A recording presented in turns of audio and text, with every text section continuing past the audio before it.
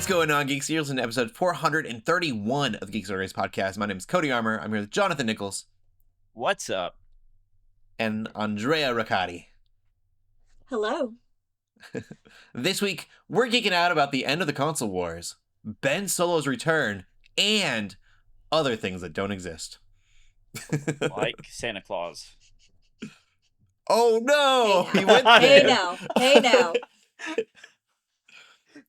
Santa. I'm joking. Don't come after me. Santa, if you're They're if you're out there watching this, we're so sorry. Yeah, like, oh, I thought this was a podcast I could listen with my kids. Ruined it. Guess what? We're Santa. gonna kill this Christmas. Yeah, for sure. Santa visited me until I was like 26 or 7. Because my mother told me as long as I never admitted they didn't exist, I would get a stocking. And so she would literally get with my wife and we had a stocking up so that I could have candy in the morning of Christmas Day. My family still does stockings. Like, my mom is like, Yeah. This is the thing. We're always doing this. So Yeah, very cool. Oh yeah. yeah. You gotta have the stockings, of course. Yeah. Well, it was really cool too, because then it was like we had my nephew and my niece and stuff, and so obviously they all believed in Santa, and then they're like, yeah, even Cody. The joke was like, even Cody gets stuff from Santa because he never grew up. Nice. Yeah. But anyways, that's not where I thought that was gonna go at all. That was funny. We could get into the games that we have been playing. I have been playing Expedition 33. I am in the middle, I would say, of Act 3. Ooh, okay. Okay. And I don't think I can say anything else than that. It's an amazing game. It's going to be winning a bunch of awards. I think it's announced already that it's won a few awards for the Game Awards. It has won a few awards already, yeah. I think it'll be Game of the Year. It is incredible. It may be, I wouldn't say my favorite game of all time. That gameplay style is something very new to me. I don't often play a game where I'm struggling so much. But I refuse, unless the challenge is on beginner. Like, if there's a challenge in beginner mode, then I'll put it on beginner mode. But I, for the most part, would rather play a fight for an hour and a half on expedition mode. And struggle and feel good about it afterwards. In Dark Souls games where you have that same sense of accomplishment, I don't play those. I can't usually stand those. So I wouldn't say that's my favorite game of all time. But I do think that it's one of my favorite stories of all time. The abstractness of what's going on it's very anime, but it's very even in French. Final Fantasy, It's which have really very French. Yeah, that too. I think Final Fantasy's got some pretty abstract stories, but this is very unique in the way that it all plays out. But if you've played a Final Fantasy game, you can definitely feel the influence in its story and in its characters. Oh yeah, 100%. But I love the uniqueness in that. It's one of my favorite stories in a video game. One of my favorite stories in any medium, I would say. Ever. So yeah, definitely worth the play. I'm so I bought it not thinking, I was I'll play it. It seems like it'd be all right, and I'm absolutely in love with it. So that's what I've been playing. Andrea, how about you? I am still playing Fallout 3. I haven't had a chance to play this weekend because I was down in San Antonio for a convention. But I'm gonna get back into it. So playing and just etching out my story as I go along, and I will share more once I uncover more in the world of New Vegas and such. That's definitely, I think I said this last podcast, but it's definitely my favorite Fallout, I think. Yeah. So far, it's got a very similar vibe to Fallout 3, so I can't say whether or not I like it more than that yet, but I am liking it a lot, so I'm just waiting for it to be different. Yeah, I think where it differentiates itself is, I think a lot of the side quests have really good writing, and so it's pretty easy to Yeah. get kind of lost in those, depending on where you're at in the story right now. I think it I opens think up I'm still more. pretty. I think I'm still pretty much in the beginning of the story. Yeah. It's another game I need to play for sure. I was hoping they would just make a remake eventually. Yeah, I think eventually they may have Hopefully, it, but it eventually. looks great as is, so I don't mind. Anyways. Well, Cody, Mm-hmm. I have big news. Yeah. I beat the first DLC of Kingdom Come Deliverance over the weekend. Yeah. So, Yay! The second one, right? uh, The second Kingdom Come Deliverance. yeah. So I just telling you right now, I made the mistake of trying to replay the game to play the DLC, thinking I would get more out of the DLC. To the fact that that's not actually how it worked, and so I had to play through the campaign up to a certain point just to play the DLC, one of them. And Oh so man. now I'm going back and playing the other DLC that technically came out first, and I'm like steamrolling everyone. So it's like a cakewalk. I'm so overpowered now because it's in the first area you start the game out in. Um, so I should be done with that. It's half the length. Actually, it's less than half. It's like a fourth of the length of the other DLC, and so So I'm just could you kind have of played that DLC first and not had to progress so far into the story? yeah. I didn't know. I should have googled it. I'm Fair. just letting you know. I should have googled it. But you didn't I want could to be have spoiled, so that's understandable. I could have taken my first main gameplay or game save and then played through both DLCs and just been done with them in probably a weekend, maybe 2 weekends at Yeah. most. And instead, it's taking me like almost 2 months. So, lesson learned. I should have Googled. They're fantastic, and I am now working on my reviews for them. So, but along with that, I have been playing Battlefield 6. So, that's. Yeah. It's a lot going on there. And then you're working on a review for Kingdom Come Deliverance for those who don't know. Yeah. So Oh, I can't wait to read it. Eventually. I I'm excited to finally be done with it. It's been way too long. It shouldn't have taken this long. But No, don't say that. It happens. You did. it, When it, did you bring it up that you were going to play it? How long ago? It's been a minute. so I had already But beat the the DLCs came game. out, and I think that makes it work. Yeah. So what happened was it was like several months after the game had came out, and I was like, "Hey, can I write a review on this?" And they were like, "Sure." And then there was some complications with some stuff. So it wasn't just like I didn't do it. There were some complications on like the Mhm. website side of it where, and so we got it figured out. It just took us a minute to figure stuff out. And so they didn't get uploaded, but then the DLC came out once we got it figured out, and I was like, hey, I'm just gonna go ahead and play these and do one big like dump of three. Like it's gonna be like 3 reviews basically. So, Mhm. but then they announced like Friday, I think they have a new DLC coming out, and so by the time I'm done with these, there's another one. Um, so we'll see.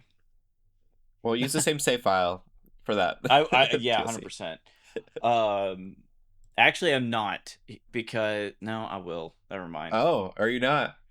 I was like, oh, I'll just use my overpower because it takes place after the main campaign, the new DLC. I was like, oh, but then I Mhm. was like, never mind because I've already done so much on this other save that on the DLCs because one of them, spoiler alert, but one of them is a you get a forge, and I won't spoil how this comes about, but you basically start your own business and you have to level up so much to get through the story. And so I've got this fully furnished forge that's like it's fully decked out. It's maxed out, so like I can get my own armor, I can get my own guns, everything in it, and I would hate to redo all of that on my other save just to play the new DLC if that's how it works. So I have not played Kingdom Come. I didn't think that it was an era with guns, so that's really cool. the Well, second one is yeah. it's in that time period, right, where they do have like gunfire and stuff, but it's still in the That's rudimentary cool. kind of phases of time, right?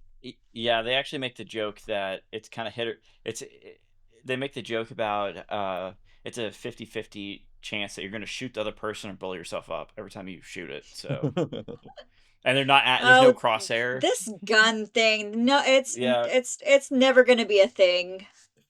because like they were casting the barrels, like just pouring metal into a mold, and that's how they got the barrels. And so, because they didn't have machining, and so like the cast Oh was wow. off, and the metal So wasn't.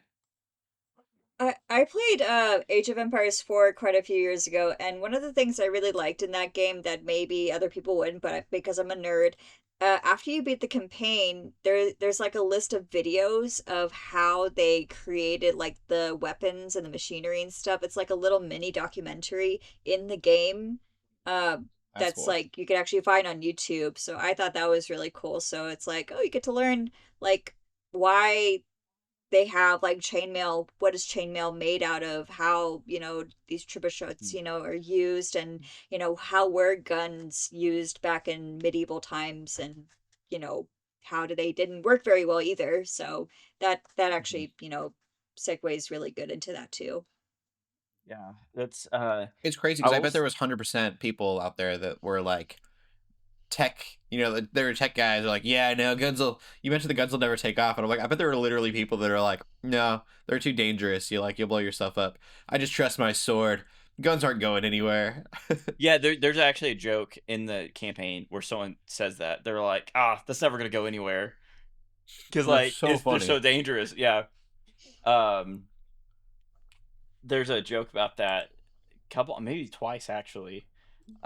So what's funny is so the forging, being able to the blacksmith is such a large part of the first two games because Henry, the main character, his dad was a blacksmith, and so I don't want to spoil the story, but it's heavily involved with the main campaign. And so in this one, like they take it to a 10, and the process of forging is so accurate up to a certain point, and then they, for a good reason, they skip a bunch of stuff. So like in this Hmm. one's like, oh, you're gonna make a sword, so you pull out a rod and you like hammer the metal rod into a shape, and then he's like, oh, it's time to temper it, which is skipping like 8 steps, and then he gets it like really hot and just dips it in water, and it's like that's not how that works, but okay. And then like all of a sudden he pulls out a finished sword, and you go over to That's sharpening probably it for when the you finish better. it. Yeah, You got it to is gamify some stuff. because like once you forge it to shape, then you gotta file it, the finish filing it, and then you heat treat it, then you temper it or harden it, then temper it. So and then it's like Could you yeah, imagine you having to would hit a button to like to shave it down? 100% could yeah, see someone do that. That's like some kind of Red Dead Redemption 2 thing. I would have I could enjoyed it, totally see but them be like, you got to file it down. because they already gamified the hammering where like you have to have a keep a rhythm, and like if you Hmm. don't do the rhythm, it starts damaging what you're doing, and like so you gotta like keep Oh, a that rhythm, and that then reminds me of like the Fable games, because they're like mini games of like that kind of thing too. yeah, it's done really well. I don't blame them for gamifying it because you can make a sword in 5 minutes at the beginning, and then now like I can hammer out a sword because my blacksmith level is so high, basically in a minute and a half, I think, and then it's just like I go to the Oh, sharpening wheel, so it's like really fast, and it would take like 3 in-game days to hammer, and then it would take like probably another day of just filing it. And they didn't actually have files. They used like another piece of metal that was like a almost like a plane, like you'd plane wood. But that's how they would file the blade down, and because the okay. metal's still soft, and so it's a hardened blade. And then they would take it to their grinding wheel and then polish it, and then they put all the fittings on and sharpen the blade. So it's a very long process. So yeah, if they didn't gamify it, no one would do it. They'd be bored. But That's cool. Super fun. Well, we'll go on from that then. And then get into the gaming news. What's going on in the gaming world? Okay, so quite a little bit. So it was announced that the next generation of Xbox will reportedly, um, be a hybrid of both a console and a PC that will run on Steam. And will also play PlayStation games released on PC via Steam. So Which is I think that crazy. also segues into Mhm. the console wars officially being over, because we're now getting a mesh of all the great things that we've always wanted, right? Without all the Mhm. red tape and such. And we've So seen kind of like leaks of this. The OS at one point had come up and Steam was on there, and we were like, all Yeah, right, I yeah. bet we were really figuring that they would have Steam. I can't imagine playing God of War on an Xbox. It's crazy to me. I don't like the controller though, so and DualSense for life. but you can now. It's true. I would love, and I could see them totally doing it, letting me use a DualSense on their Xbox. And if that's the case, Just if I can get an Xbox DualSense, like it's a DualSense but Xbox labeled buttons, Mm-hmm. Yeah, so anything's I possible. I want to know if they're gonna charge for multiplayer. If they're gonna keep doing ooh. I gold, thought it said something about multiplayer would be free. which would make sense if they're gonna have like Steam and stuff on there. Yeah. Yeah, but I know for like some multiplayer games, of course, you do have to pay a monthly fee. Like if you play like Final Fantasy 14, that is a monthly subscription in order to be able to play. That's So true. And go back to the old days where I think everything's maybe it just depends on the charging game originally. and the publisher. It's gonna be a very premium, very high-ended and high-end curated experience. Now, if they Yeah. do our plug and play idea, like we've joked about, this is the win-win because it's the convenience of a console with the ability to play your Steam games and your other uh, PC game store uh, Mm-hmm. front, like Epic and stuff like that. So you can have all that, but then you can put it in your front room, Yeah. and Yeah. you know, Wait, with this, you do have the Steam Deck now for that, right? Like the Steam Deck is mm. like portable, much like the Switch is, so Mm-hmm. like you can take it on the go wherever you want to go.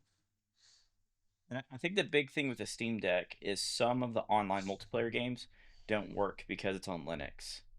So the anti cheat Mm, doesn't work. But Okay. uh, I'm not. They may have workarounds for that now. I'm not sure.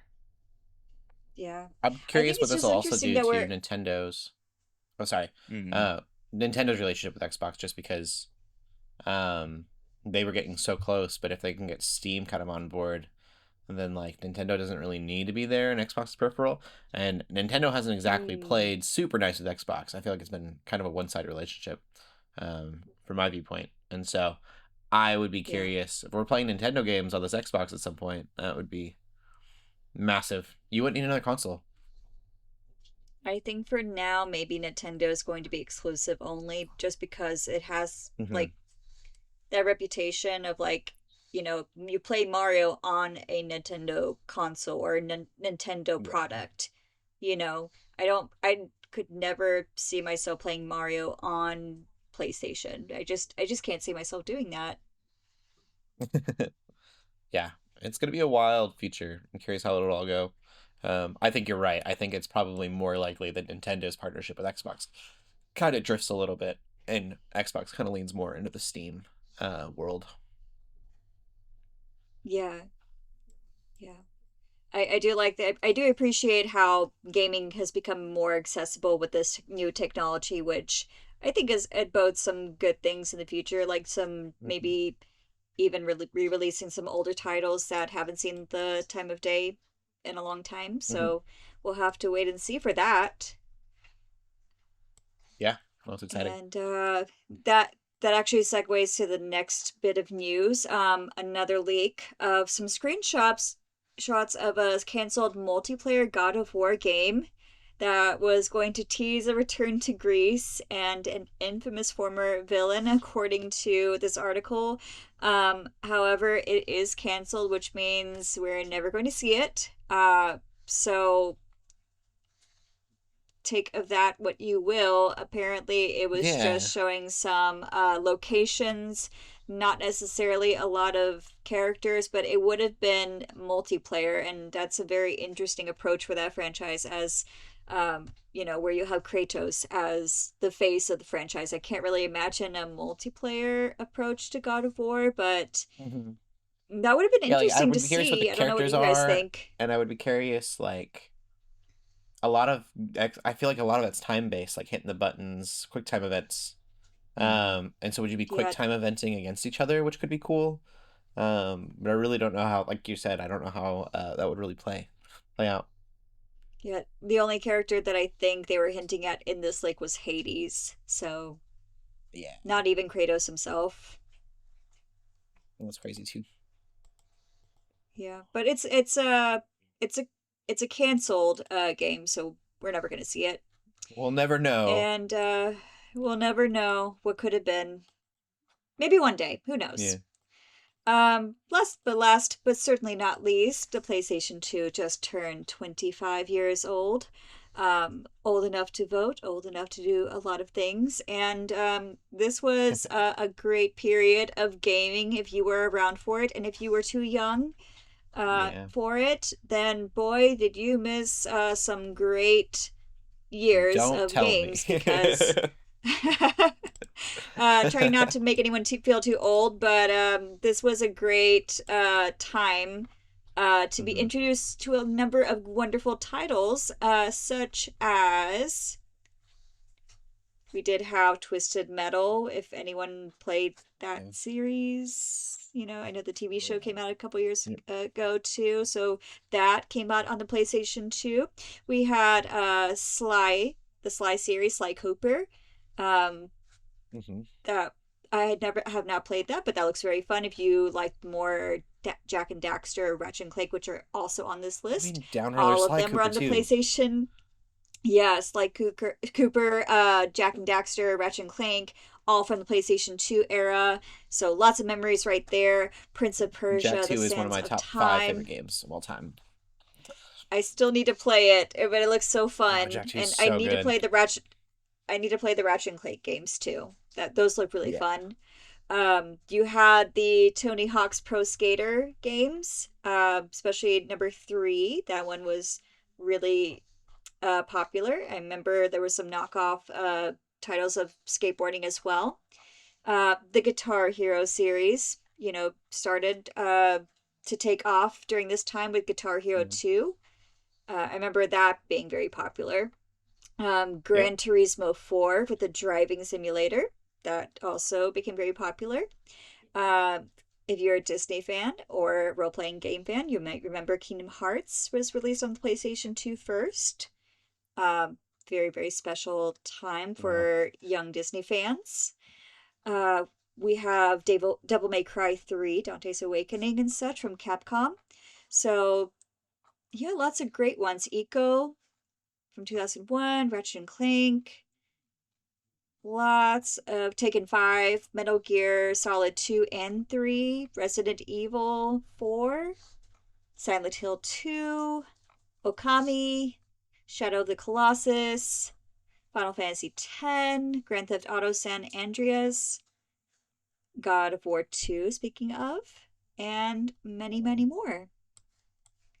A Wow. great list of games and a great many years of memories. Yeah, for sure. That's cool. All right, we'll move on from there into the movies then. Um, I watched Madam Web for some Oh, reason. why? Why did you do that? I felt like there was a hole um in my nerdum, in my Marvel. I've seen really almost everything that the MCU has put out, and then I had seen everything except Madam Web that the Venomverse or Sonyverse or whatever you want to call it had put out. I believe the only thing in the MCU like adjacent, I guess, that I have not seen is there's Cloak and Dagger, and then I think there was another Hmm. show that was on Hulu with Cloak and Dagger that I didn't see. Um, The Runaways. There's the two that I haven't seen.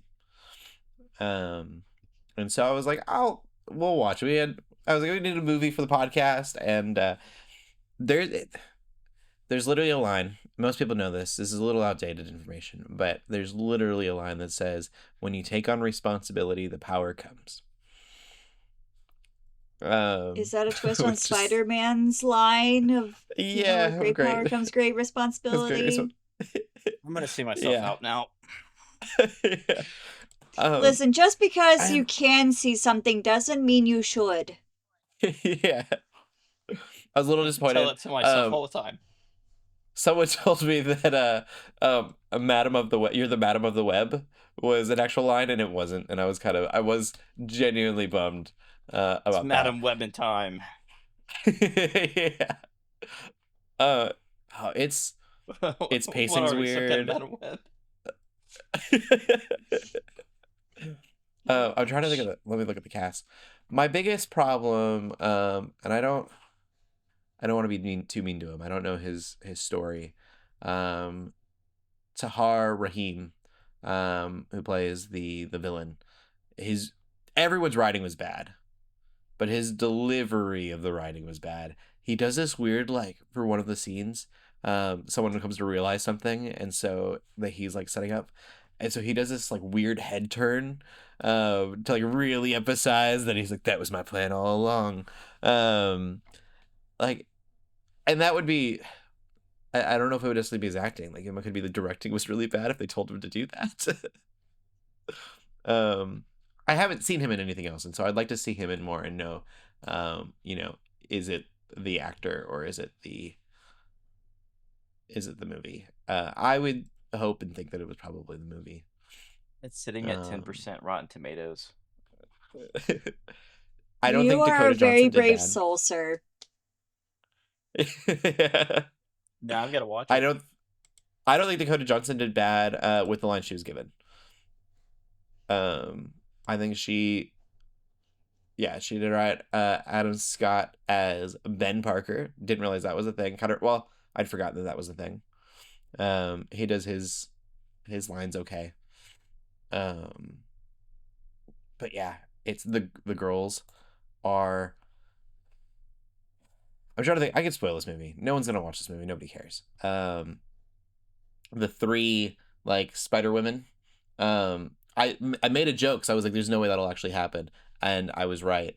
Uh, there is a scene that is kind of like this future scene of them in their spider suits, and they literally put that in the trailer. You know, them all suited up.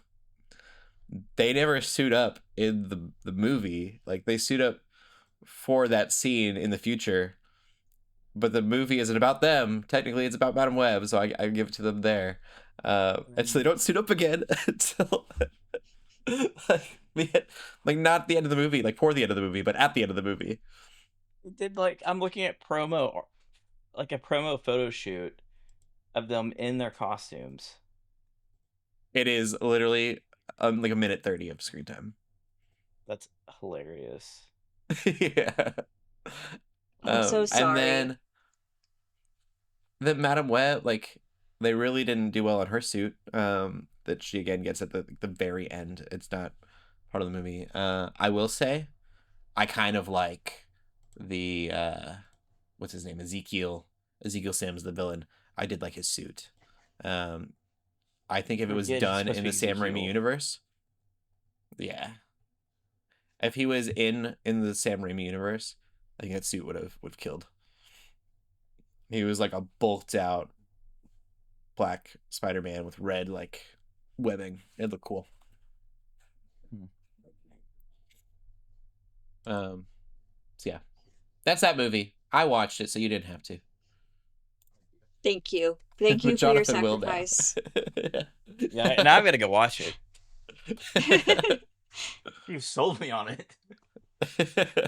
It's almost Sharknado bad. That's all I can ask. Almost, but not quite. Yeah, I mean, Sharknado is bad. I will say, I think this movie, they're just bad in different ways. This movie isn't as bad, I'm gonna say it, as the Flash movie. Because the Flash movie is also Sharknado, like, sit down and make fun of it the whole time. Bad.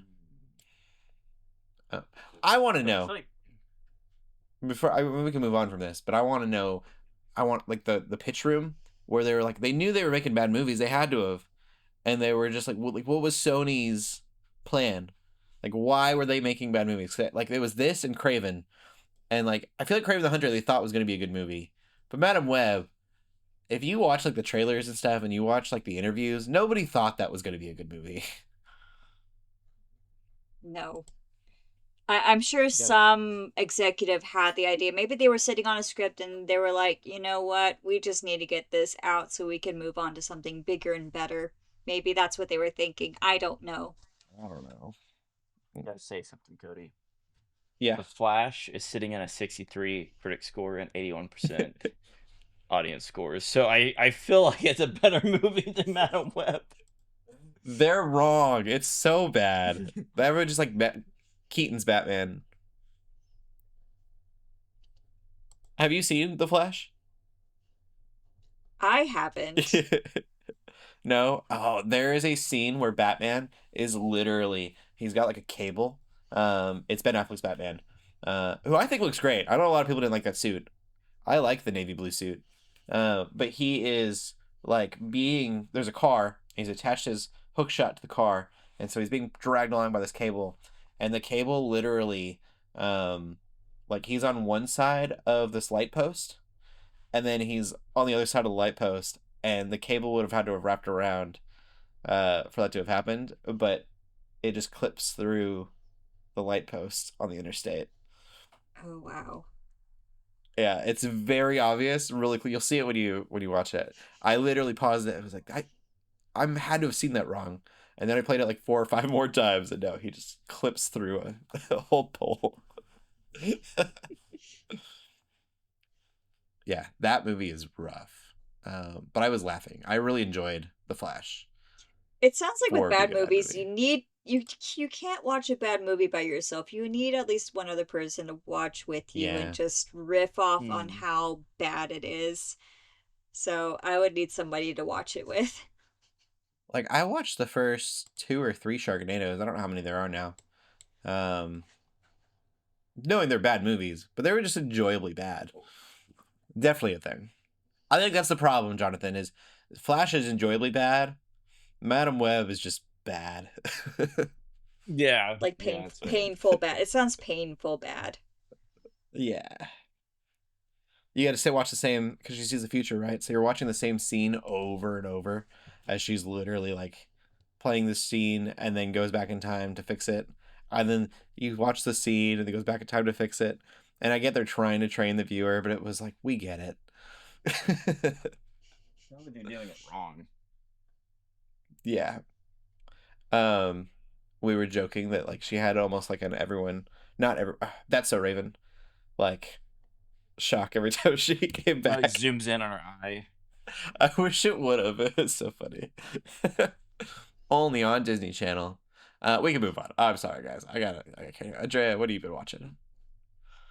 Okay, so getting ready for the Halloween season, I watched with my brother the 1956 film The Bad Seed. I don't know if you guys have ever heard Ooh, of it, but it no. is okay. So I'm not really much of a horror movie fan. However, this is probably one of my favorite horror quote unquote movies because it is more so I guess without spoiling it too much, this movie is famous for having a little girl with blonde pigtails, who appears to be angelic. You know, everybody seems to love her. She's very polite, very sweet, like has very nice manners. However, she is a sociopathic mass murderer. And for 1956, it's all about hearing what she's done and the slowly the revelation of the mother finding out like, oh my gosh, my daughter is a monster. And it's you can definitely see in the way that it's filmed and how it's performed that it's very much a stage play. So there's no on-screen graphic blood, no on-screen bodies or murder. However, the horror comes from the Oh, cool. implications and from the dialogue. So it's more psychological horror, which I really like, because your brain fills in the gaps of what's been going on and the real life implications of there are parents out there that have, that do the best for their kids and their kids still end up to be monsters. And you're like, well, what do I do? Because, I did everything I could to provide, for my child the best possible life, and they still turned out to be crazy. They still turned out to hurt people, and there are real life scenarios with that. And unfortunately, we don't have resources to help with that. We just kind of like, well, you should have done better. It's your fault that your child killed, like this. So I really recommend it. It's a great movie if you're squeamish like I am, if you kind of want to dip your toes into the horror genre, especially for Halloween. This movie apparently is infamous for kind of freaking some big name horror film people like Stephen King. Apparently he was influenced by this movie as a kid, like it freaked him out. Oh. Um and there's some like popular culture references too with the, some lines and stuff. So I definitely recommend seeing it. Cool. That sounds like something I could watch. I'm not a huge horror viewer either. Yeah. Yeah, if you don't like blood, gore, jump scares, has none of that, but it's still horrifying in its own way. That's cool. Wait. I have not watched any movies this week. I was hoping to watch the new Frankenstein movie because I thought it was out, but I was wrong. So, yeah. Which we'll talk about in a moment. You also watched Edward Scissorhands, Andrea? I did yesterday, actually, for the very first time in my life. I was kind of disappointed. It wasn't as scary as I thought it was. It wasn't scary at all. I was expecting a Halloween movie, not a Christmas movie, with a with a name like Tim Burton attached to it. I was expecting something scary. Nope. No. Oh. I was like, okay, I liked it though. It was a nice movie, but I was in the mood for something a little more intense, So, it's a good. I have not seen it either.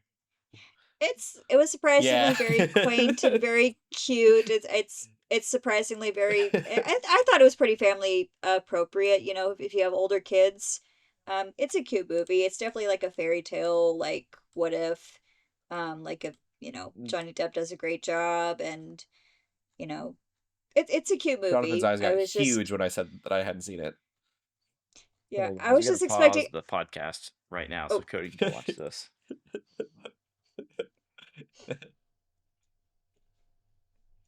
Uh-oh, what are we watching? No, the Edward Scissorhands. He was saying he's never watched it. Yeah, I've never watched it. He's like, we gotta pause it so Cody can go watch this movie and come back. I'll watch it eventually. I mean, yeah, you can watch it anytime. I just thought I was signing up to see a Halloween movie, and it turned out not to be a Halloween movie. Yeah, a little bit disappointed by that. I mean, when you have a name like Edward Scissorhands and a guy that looks like that, I'm expecting a little bit of intensity, but I did not get any. Oh. Yeah, that's fair. We'll get into the movie news then. What's going on, Jonathan? So I've got bad news. Cody, the one movie you were super excited for that you had been texting me and you're like, they need to make this. Disney hire me. Do this. Yeah, I got canceled. So the hunt for Ben Solo has been killed I was like, again what? by Disney. So not a movie that I was asking for, by the way. Don't lie, Cody. Basically they finished the script.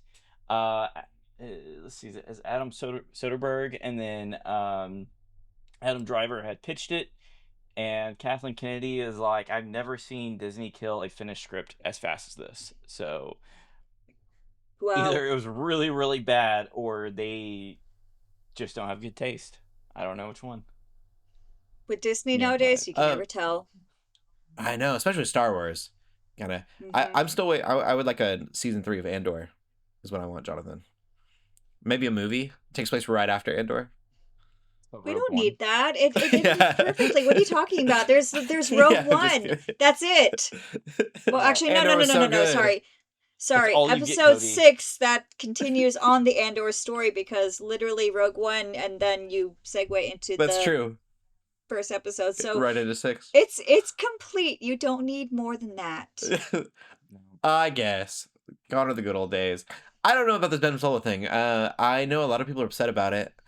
I just didn't care about Ben Solo very much. Yeah, me either. I'll be honest, me neither. Yeah.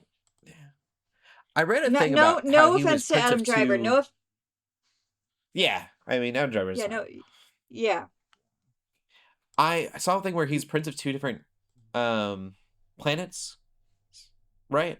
Technically, because of I guess. because of I'm trying to think of who he is. Leia. Leia she was princess, but then she was given up for adoption to another planet. Right, royalty as well, right? Trying to think of my Star Wars facts. Okay, And so he well, would have been the heir to 2 different planets, but one of them wouldn't exist anymore. well, okay, so the adoptee one, she was, born from Naboo, but that's a constitutional monarchy. Just gonna dish out my Star Wars, Yes, geekness right please. I need here. to be educated on And here. yeah, so then that one is constitutional, so technically not part of that. That you have to be voted in to be the ruler of Naboo. Gotcha. But for Leia to be adopted into the Alderaan one, that one is hereditary. So, but then the planet blew up, so no more Alderaan. Planet, yeah. King of Dust, Prince of Yeah, Dust, Prince of technically. Dust. There you I don't go. know. I feel So like they I could have don't. gone something with like his royalty. He was like born of royalty, and then Han Solo's like slum life. I think that could have been explored a little more. Yeah, I think back in the olden days of the extended universe or whatever, before they retconned everything, I think they said that Han was like part of a royal lineage and like was a prince of something to like make it okay for him to Oh. marry Leia. But that was in the olden books. I No, don't know much about that it. ruins character development. I don't like that. Let him be a nobody. Yeah. Yeah, let him Also, be a Chewie nobody. got crushed by a planet, so That too. we'll just pretend like this is gonna be controversial, but we'll pretend like the extended universe, only parts of it are canon. Yeah, pick and choose your stuff. Yeah. So, speaking of movies and weird decisions, Netflix is not changing its theatrical release strategy. So, despite how well K-pop Demon Hunters did at the box office, they are still streaming focused, um, which is understandable. And I think it's kind of good because that means they're not going to put as much pressure on their filmmakers to perform. So they're not saying, "Hey, you got to hit a certain number in the box office to be successful." And so I think if it's critically and I guess commercially isn't the right word, but I think if the audience loves it, then they're considering that a success. Um, but some people hate it because, for instance, like Guillermo del Toro's Frankenstein is it's got a very limited theatrical run, so it, it's not premiering on Netflix until November 7th. And then also Ryan Johnson's next project, Wake Up Dead Man, will also have a similar theatrical release, but yeah, I guess I mean I don't know. I see the positive in it. They're not really as focused on the money aspect as they are producing good content, even though they have got a lot of bad content. But I don't know. It's the way they see it. Yeah, you had mentioned something about creators and stuff. And so I can see kind of like what you were saying with that of like making sure that there was no pressure on them to release a theatrically financially viable movie, but just creating good content. Yeah. And you get to this kind of like test of like, does it do well on Netflix? Well, if it does, then maybe we can give you a theatrical release as almost a bonus to their distribution rather than the other way around and there being like money up front put towards something and Yeah, possibly definitely. costing a creator. Yeah, and I think yeah, I think it's the best way to look at it. I still think streaming is the future, whether we like it or not. I think we just have to adapt. Yeah. But also Cody's next most anticipated movie is releasing next year. Fucking get thrown into this every time. um, I'm actually so kind of excited about this. I'm not gonna lie. the last Witch Hunter 2 is scheduled to release next year, 2026. Um, despite the fact it Without doesn't a have a writer script, or without a director. writer. Yeah. It's also sitting at a super high 17% on Rotten Tomatoes. So at this point, I mean, who's not excited for this? Hear me out. Mel, or what's his name? Calder. Calder's based off of Vin Diesel's Melkor character in D&D, right? Allegedly. What if they don't Yeah. need a writer, and they just in the room have a table set up, play D&D, and then they just like they'll play the scene, and then they go and they just act out the scene. You know, I would be down for that. I did. Don't they do that for like we don't need a Critical? writer. Yeah, Don't I they could do see that for Critical Role Critical doing something like Role? Yeah. Yeah. basically, yeah. This could be that could be okay. Yeah, I guess if you think about that, that is what Vox Machina is they made the story through a D&D campaign and then went and filmed it. There you go. Yeah. That's all the last Yeah. one. I don't know. I think Vin Diesel looks great with a beard and should wear a beard more often. Even if it is like a weird glued on like fake beard that he wears in Well, it depends. in the It movie. depends on how it looks, you know. Yeah. It's got a very dwarf look. The image they posted, you can see the glue line on his right cheek. So you do with that as you will, internet. I've seen some really bad fake beards in my time. Let's put it that way. Yeah. This I'm is wearing a little one right now. I gotta put it on every morning. Yeah. I'm not saying you. No. All I'm saying is my beard's real. It's like even when people shave, there's like it's not perfectly symmetrical. Like there's like the hair follicles, like the way they come out of the like on your face, like it's not a clean line. Like it takes a lot of effort to get it. My barber's pretty clean. talented. But there's like still little variations, you know. And his is like there's just lines, like it's yeah. So I love that it's medieval times too. So like even the thought of a barber just yeah hedging up his lines. That and mustache wax, because it's kind of like a handlebar mustache, but then it's like braided on the ends. Yeah, I'm down with his beard. His beard looks great. Even if glued on, like he looks straight out of like Lord of the Rings. It'd be even funnier if they I don't put remember hair this on. movie doing well. The first one, it was suboptimal. But I remember watching it, and not like it's just unforgettable. Or it's just forgettable. Like I just don't remember it very well. I don't remember hating it. Well, here's the thing. Technically, it made its money back. Like it had a $90 million budget, and it made $146 million worldwide.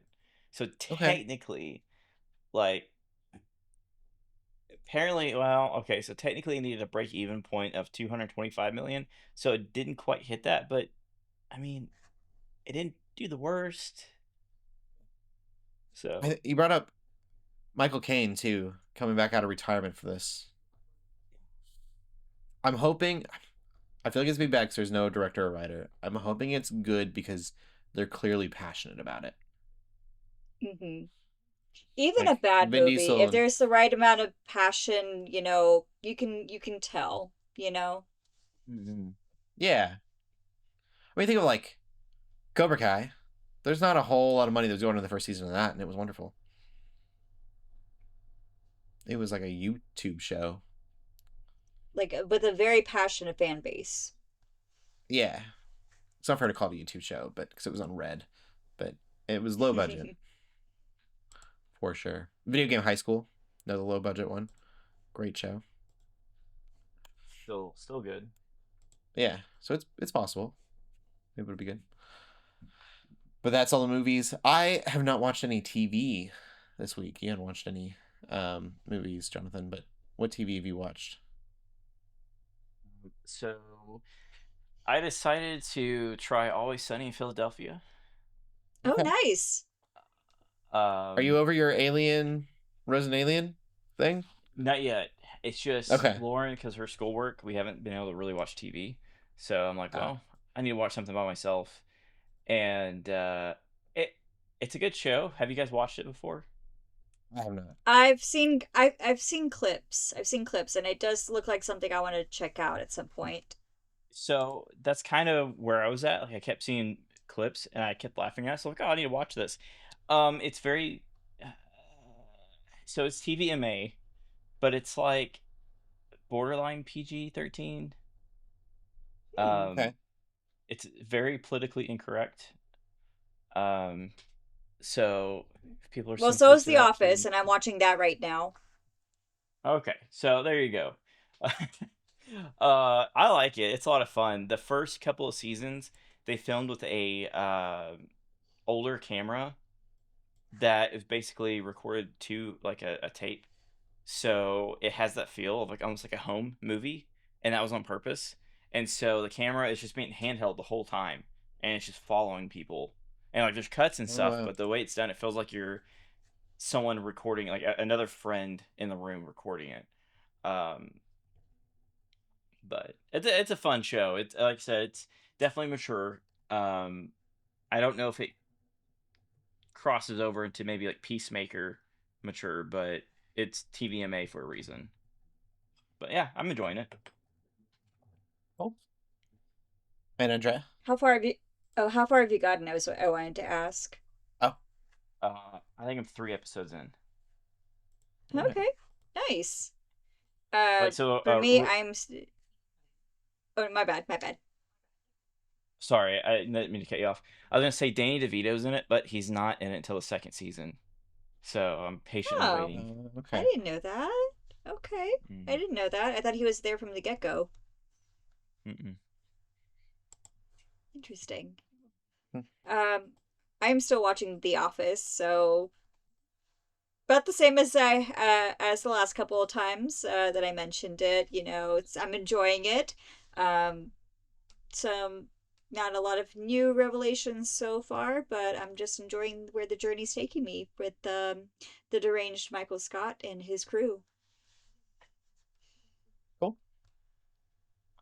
Another show that I've seen, like I've seen The Office. I just have not like watched The Office all the way through before.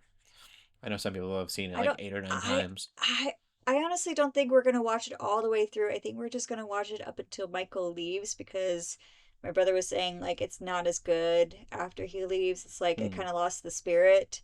So I don't know if we'll keep watching after Yeah. he leaves. Well, we'll get into the TV news then.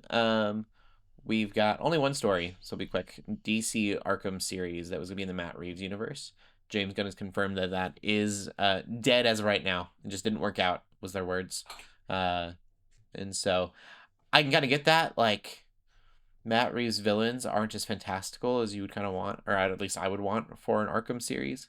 It would just be a weird like gangster crime in an asylum drama. And not to say that the Penguin wasn't amazing. Penguin was one of my favorite shows in a long time. But I can see why an Arkham may not have worked as well as maybe it would in James Gunn's universe, honestly. Yeah, Maybe one day. Yeah. I want it to work, but I want James Gunn or Matt Reeves to just cross over Yeah. unexpectedly to like the fantastical. But Yeah. It would make what the If they Penguin's doing in the Penguin so small compared to the bigger mm-hmm. picture of everything. Like Which is what I think is so fun about the idea. that's true. Yeah, I mean that's very the Penguin. I'm gonna be the top of Gotham, and we're like, well, there's actual like, m- you know, monsters in Metropolis. 8 foot Yeah, tall man alligator. Yeah. but that's what makes those well, I guess I suppose Marvel too, but especially DC. Like DC is just so expansive that really, depending on the interpretation of the director, you can really do anything within the realm of Hmm. possibility. You can tell whatever story you want. I think Marvel can do this too to a lesser extent, but I always felt that Marvel was more fantastical compared to DC. DC kind of has more of a grittiness, more of a groundedness that, Mm. compared to Marvel. I don't really know exactly how to explain this, but depending on the director, yeah, you do have like your James Gunn, over the top bombastic stories, but then you have like Matt Hmm. Reeves, you have the Penguin, you have you have Joker. You can tell those really dark stories. Yeah. I think James Gunn really kind of like opened up the can of Pandora's box, I guess, with Superman. Mm. Um, Mm-hmm. there was just like there's literally that scene. How do I not get this way? This scene that is the poster, the first image that was revealed where he's putting on his boot. That scene in the movie is Mm. such a like crazy thing to be happening, and so I think even like you could totally do the Elseworlds, and I think Matt Reeves stuff is a great example of that like really grounded Batman really working. Uh, but and I to your point, Jonathan, I think the Penguin just trying so hard to make it life in that world is so perfect for him.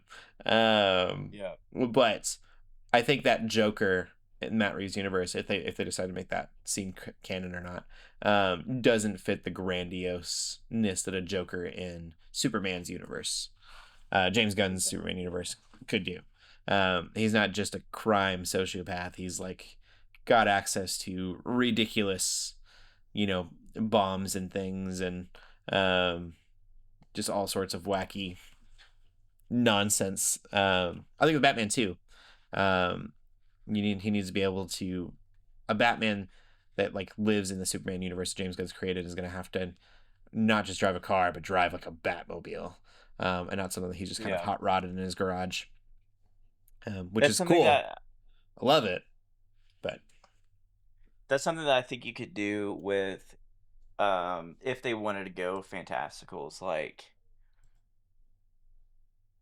by the time like, the third movie comes around, suddenly there's like, oh yeah, there are these villains. He has to adapt, and he can't be in his garage anymore, like making it like it's got to be Wayne Tech, yeah, and but yeah, I don't see it with what they're building. I don't see it going that way. Um, so I don't know. I think what James Gunn, like his Batman, um, what they want to do with it, I think it's gonna work so much better for that kind of stuff. I think it actually opens up the possibilities. It's almost limitless at that point with like the yeah. characters they could tap into. I think Mr. Freeze is a really good example. A Mr. Freeze in Reeves Hmm. universe, I don't think would be the Mr. Freeze you would see in James Gunn's universe. Like Yeah. Mr. Freeze that's is literally got the weird, snow globe helmet on and is blue and like shooting rays and stuff. Would So look really you're silly saying in that the Reeves we universe. wouldn't get like Arnold Schwarzenegger to come back for a cameo? Yeah. Hey, I would be so down. Oh, I would But I'm be really too. excited for both universes. I hope that they let Matt Reeves, finish up his stuff the way he wants to do it. I'm really excited for James Gunn's version of Batman. And then that library, I guess that's what I'm trying to say. That library of villains being unlocked to their full potential and getting to be as crazy and as extravagant as they can be. Cool. Yeah. All right. That is all of the TV news, though. Andrea, I wanted to give you a moment. You went to a convention. Um, Yeah. go ahead and talk about that before we end the podcast up. Anything exciting happen? Yeah, so I haven't been to a convention in I guess 8 years now, something like that. Wow. So it's been my first convention in a long while. We went to down to San Antonio, about a 3 hour drive from where I'm at. It was more for my brother because he really wanted to meet some celebrities that he had really been wanting to see. So I was like, you know what? I'm gonna go with you. I'm gonna take a whim, and even though I probably you know like there were some big names there. So Jeremy Renner was there, um, Elizabeth Olsen, George Takei, um, lots of big names. They were originally going to have Charlie Cox and Vincent D'Onofrio there, but they weren't able to come, and I was very down about that. I was gonna get Charlie to sign a Claire Obscure game cover, but oh well, next time maybe. But the celebrities we did get to see were Michael Ironside. If you don't know who that is, he is a prolific film and movie star, but my brother grew up with him as the voice of Sam Fisher from the Splinter Cell series, so we went for that. He was in Top Gun a long time ago, the original Top Gun. So we got to meet with him. He was so sweet and uh, very, very funny, and I loved interacting with him and taking a picture with him. Knew right off the bat that I was the oldest sibling, just just by the way I acted, even though my brother's much taller than me. And I was like, "How did you know?" And he said, "Because you're very polite." And I was like, "Oh." So we got to meet him. We Oh, got to meet Giancarlo Esposito, who played Gus in Breaking Bad and Moff Gideon in The yeah. Mandalorian. Got to meet him. My fan Got cast to for meet Mr. Freeze, since we're talking about it. yes. Mm-hmm. He'd be great actually. We got to Yeah. meet the Billy D. Williams, who I cannot believe is 88 years old. Oh my gosh. But he was there. We got to have an autograph from him. Got to see Paul Bettany just for a smidgen of a second. He was wearing a, British vest, and I was like, I'm so close to Vision. Didn't sign up to get his autograph though, but I was like 2 feet away from him. I'm like, oh, he's so handsome. But we got to get Ian McDermott's autograph. So that was a pleasure. He was so sweet when he handed back my brother's autograph. He was like, "Here you go. This is for you." So it's like, oh, the emperor, if he were a sweet gentleman. That's so sweet. Um, so those are the celebrities that we saw that we got to interact with. It was really cool. Got to see all kinds of neat vendors, authors, artisans, crafters, cosplayers. Of course, bought quite a bit of fan art from all these talented people that were there. Um, I was just, flabbergasted by how talented people are, and just, sharing, their passions with other people. And all kinds of people were there of every creed, of every, some with physical disabilities, some, with children, with babies, dogs. It was very like expansive. Friday was very calm at first, but then of course as the weekend rolls in, it's like flooded with people. So I really enjoyed my time there, and I really want to go to more conventions in the future just to, see more people, get more autographs, just be around like different kinds of fandoms and see what else people are passionate about. That's awesome. Very cool. Yeah. Well, we will end the podcast there then. Thanks for sharing that. Jonathan, where can they find you at? You can find me on Instagram and Facebook under at Different Lens Media and YouTube, and then also I'm going to start streaming again on Twitch under SGT Rock 1125. Oh, very cool. And Ooh, then, you heard it Andrea, here, best place to find folks. you is Discord, Probably correct? On our Discord? Discord. Yeah, at the moment, just Discord. If I branch out, I will definitely announce it here. But for right now, you can find me here in Discord, just at Andrea Riccati. That's me. So would love to say hi. Awesome. Yeah, you can find our Discord by going to the website, geeksrace.com. And then under community tab, there's a Discord button. You can find me on Instagram at Cody Armour. Keep gaming, keep praying, and God bless.